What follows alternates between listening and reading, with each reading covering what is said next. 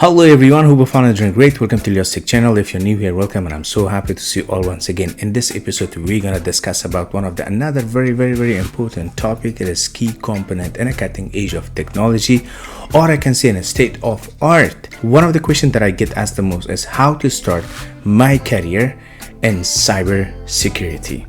Alright, so as a captive person who spent more than 15 years of my life in information communication technology, working in different companies, different organizations, as a system engineer, a network security engineer, as a network engineer, or as a senior network engineer, and so on. Today, allow myself to talk a little bit what are the keys and which kind of staff or skills you need to find a best job in a cybersecurity. And you know that nowadays ransomware is not somewhere, it is everywhere. I remember back in the time before I started my career, first of all, I was listening myself, what is my passion? Then I found that my passion is information communication technology, especially computer hardware assembling and disassembling and so on. From that day on, I found that there are some course or there are some college and university. And today I'm going to talk about the 5 phases or the 5 stages in order to accomplish this goal. Phase number 1, as I mentioned, passion. Phase number 2, I will definitely say that computer hardware. You have to get one class as a computer hardware, or we can say computer hardware or A+ hardware, because it's very important, especially if you work as a cybersecurity engineer. Have you ever heard about the BIOS, input and output system, operating system? We have a read-only memory operating system, and we have a modified operating system as well. If you don't know about these things, there's gonna be a challenge for you. It's very legend, and it's very obligation. It is necessary skill to have in a toolbox, the part of your resume to gain this knowledge. So the question is, why am I supposed to get the A+ hardware? Because you really need to know what the computer is and how computer work, and what is read-only operating system. If you think, oh, what is read-only operating system? That is a lack of knowledge, my friend. So you have to get familiar, or you have to gain a knowledge about computer hardware as well. For example, we can say that, okay, this computer is good, operating system is up to date, but we have to make sure the firmware of this computer is up to date as well. Now you would say that, well, I know Windows and I know Linux operating system, I know Mac OS, and I know Chrome operating system, but what does it mean, the firmware? Firmware is an interpreter between hardware and software, like we can call the kernel.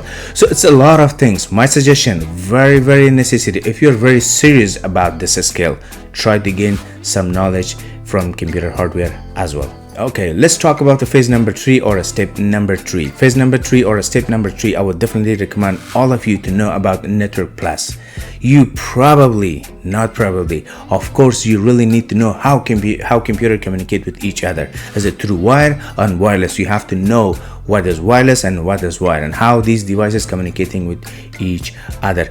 It is one of the solid and high demanding skill as a cybersecurity to know, to track, to monitor, to analyze, to deep dive into each network portion to find out where the rest come from, where the threat come from, where the rest come from, and how to mitigate and how to prevent these kind of attack from your network, whether it's a small, medium, and large or enterprise company. Believe me or not, you have to ask one of your coach as well. They will definitely accept my suggestion as well. Let's talk about the phase number 4. Phase number 4 is, of course, Security Plus, one of the another certification. Watch out, it is not only certification. My suggestion for all my students is, do not get the class by finishing the class. My suggestion is, try to, when you get the class, you have to learn, you have to educate yourself, and you have to know each topic. You have to ask yourself why this happened and how it's happened, and what's the purpose of these things happen in our network or in the environment or the place you are working. Let's talk about the phase number 5. Phase number 5, or the last phase, I would definitely suggest all of you to get one certificate. It is so important, which is called Certified Ethical Hacking, CEH, Certified Ethical Hacking.